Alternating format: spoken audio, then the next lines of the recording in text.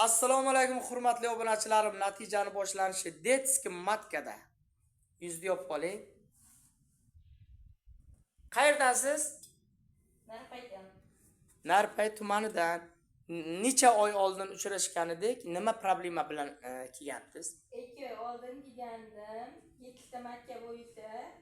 Hozir xudoga shukr 40 santimetrda 46 santimetr bo'ldi. O'zgarishlar yaxshi bo'ldi. O'sha uchun yana keldim. 43 edi ko'rsatkich.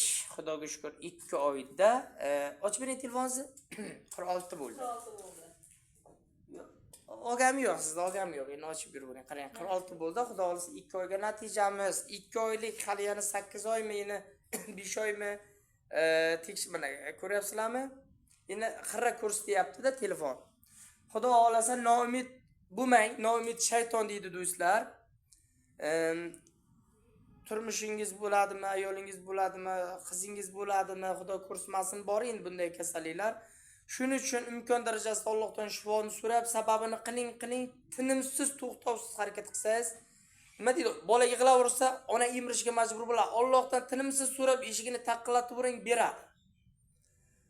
Ko'p ro'zg'orlar shu problema uchun ajrashib ketyapti yoki ro'zg'or qila olmayapti insonlar. Shuning uchun do'stlar, noumid bo'lmaylik. Mana Alloh xohlasa 3 ko'paydi. Yaxshi kengayish bo'lyapti bachadonlar. Tushunyapsizmi? 43 da 46 ga chiqdik. Xudo xolasa yana 2-3 oyga 50 ga chiqsak yomon bo'lmaydi. Bugun ham mana mahsulotlarni berib yuboryapman, telefonlashib turibman. Har oy Xudo xolasa hammasi yaxshilikka bo'ladi. Sizlar ham shu singlimizni iltimos duo qilib turinglar, natijaga erishaylik do'stlar. Bunaqa mana ular bemorlar juda ham ko'p.